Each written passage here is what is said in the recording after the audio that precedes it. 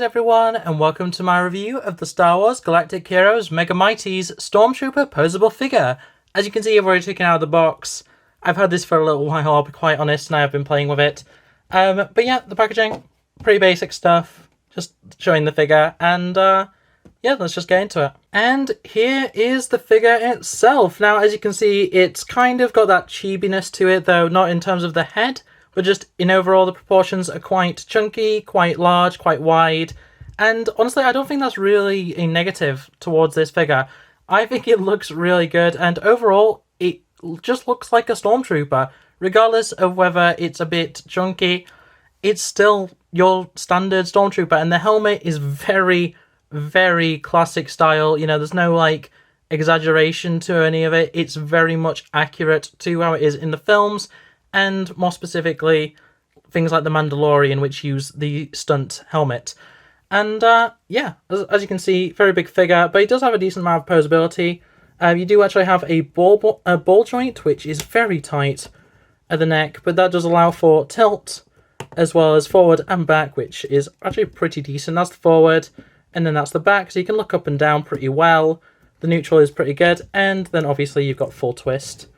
So overall, very posable in the head, allows you to do some weird things like that, and generally just really nice at the head. At the shoulder, not great, but what you expect, it's a chunky figure.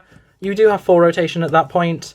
Then at the wrist, which there's no articulation in the arms, you do get a full rotation and a little grabber arm, which I will show you what that's for in a moment.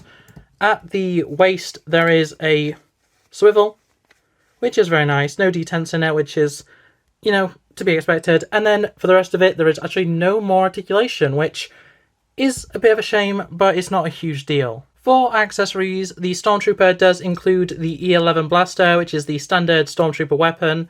As you can see, there's a little bit of damage from fitting it into the hand, but otherwise, it's a bit chunky, a bit short maybe, but it fits the overall aesthetic of the figure. And also, if you're wondering what this small little chunk is, which technically is the power pack, but obviously doesn't have the indents in universe, that actually fits perfectly into the little holder on the side. So you just clip that in like so, and that just stays in. In the packaging, it does specifically say to point the handle, the trigger, whatever, forward.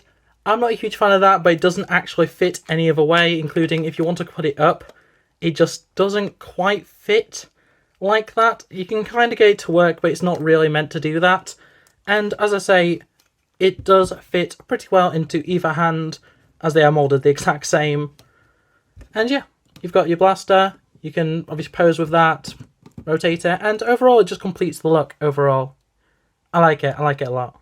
I'm not going to do a full-size comparison, but here he is next to a traditional 12-inch figure, so he's about 10 inches, maybe a little bit less.